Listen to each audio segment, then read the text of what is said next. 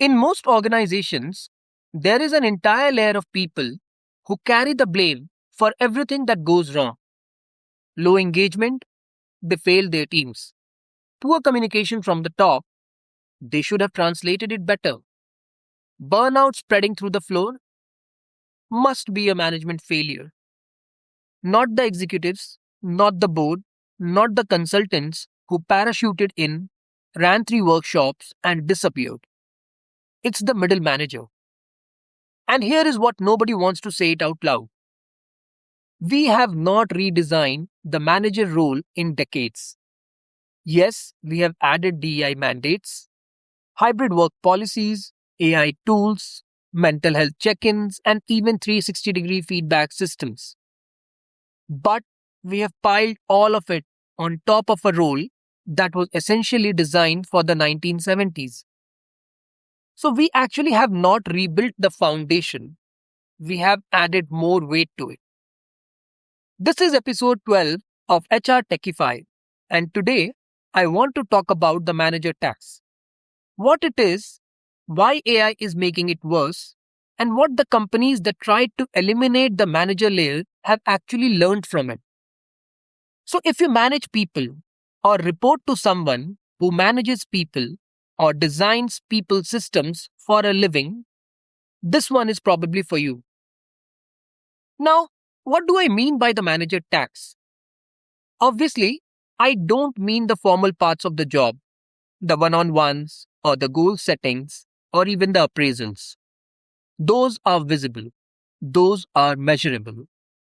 Those are the things your job description actually mentions. The manager tax is the invisible cost that I'm talking about. It is the stuff that doesn't show up on any dashboard. Let me give you a 3-layered view to help you understand it better. Layer 1, the downward pressure. You are the person who has to tell your team that the headcount is frozen, even though you advocated against it. You have to explain a restructuring you heard about the same morning as everyone else. In fact, you are also expected to absorb the confusion and the frustration and yet stay calm and credible while doing it. Layer 2, and I call it the upward pressure, where the leadership wants confidence and clarity from you. Your team is giving you complexity and ambiguity, and your job is to translate between these two realities. And if, God forbid, something gets dropped between these two realities, it is you who is looked as the bottleneck. The last layer, which is layer 3, is the one that has grown the most in the last 5 years. And I see it very often at the workplace, which is called as lateral coordination. Now, as organizations have flattened, as matrix structures have multiplied, managers now spend enormous energy just aligning with peer managers, getting a buy-in, navigating the invisible workplace politics. They have to make things happen through influence rather than authority. Now, add to all of this the 2026 expectations. Your team now wants even more psychological safety than ever. They want clarity on AI's impact on their roles. They want to know if the job is safe. And they're looking for a manager who actually listens, not just one who has a good listening body language. Interestingly, when I was reading some reports, I found out that Gallup has found consistently that only 1 in 10 people have the natural talent to manage effectively. Most people actually become managers because they were very good at their previous individual role. Now, should I call that an original sin? I leave it up to you.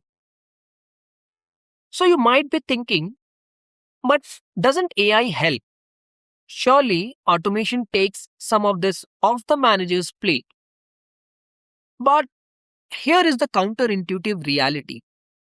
For most managers, AI has added work not removed it. And I want to be precise about why. In my episode 8, I made an argument that AI is not taking jobs, bad skill strategy is. But there is a management corollary to that. AI isn't reducing the manager's workload. Poor and rushed AI integration strategy is actually making it heavier. And here is what's happening on the ground. First, AI output needs human judgment. So someone has to review what the system produces, catch the errors, make the calls that require context, and that someone in most teams is the manager. So you have just added a new category of cognitive labor to an already stretched role. Secondly, your team is anxious. I hear this constantly. Even when AI genuinely is not a threat to some specific roles, people have started to worry. And then who do they bring their anxiety to? It's the manager. And there are no systems as of now for processing existential career fear. It still requires a human conversation. And that conversation again falls on the manager. The third is AI driven decisions, in my opinion, right now are being handed over or handed down from above. And managers are being asked to explain and implement them without always understanding the logic behind them. Now, hearing all of this, some of you might build an opinion that I am probably not an advocate for AI. I just want to make it clear that I am not at all anti AI.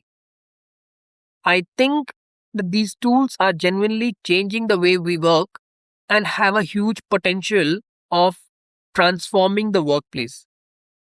But right now, in most organizations, the manager is the seam between the AI optimized strategy and the very human team executing it. And that seam itself is under enormous strain. So there is a natural question that follows from everything I have said so far. If the manager role is this broken, then why not just remove it? Well, some companies have tried.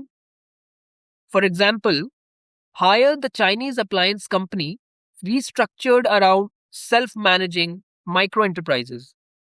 So small teams with their own P&L, their own hiring decisions, their own strategy. No traditional managers. It worked for Hire, but it took years, a very specific culture, and a willingness to let teams fail publicly. The second one example I want to share about is Spotify. So Spotify's squad model became a case study for most HR teams to reference. Autonomous squads, chapters, and tribes, decentralized decision makings. But what happened in actual practice? The work of coordination did not disappear.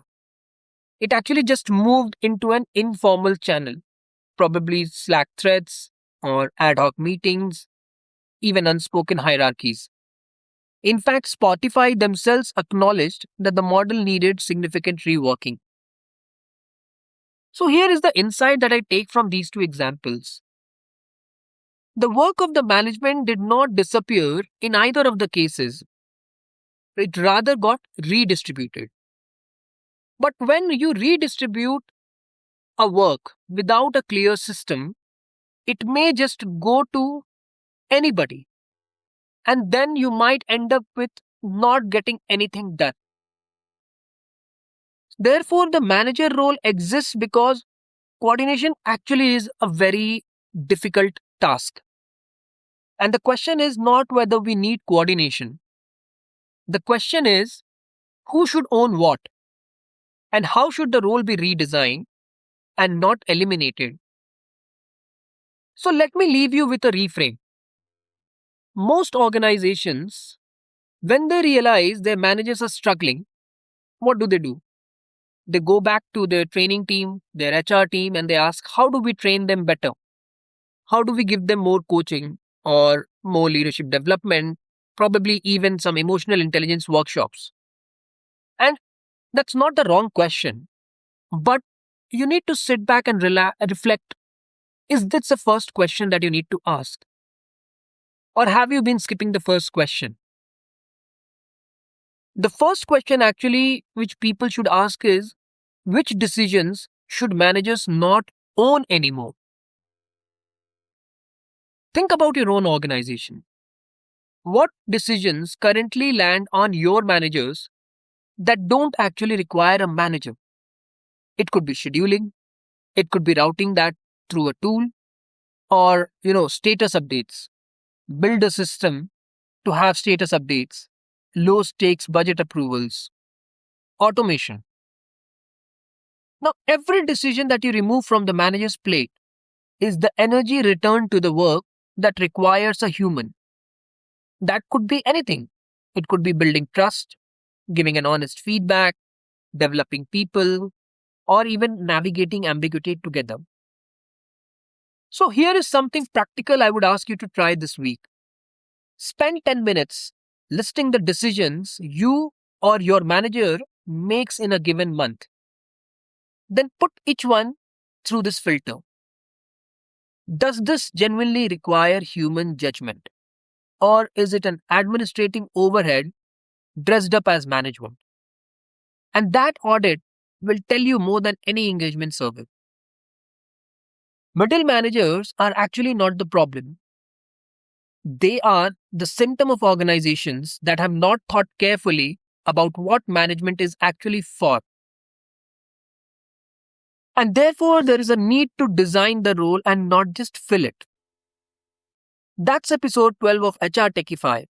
If this made you think differently about your own organization or your own role, I would genuinely love to hear from you. You can find me at hrtechified@gmail.com or drop a thought wherever you are listening this to.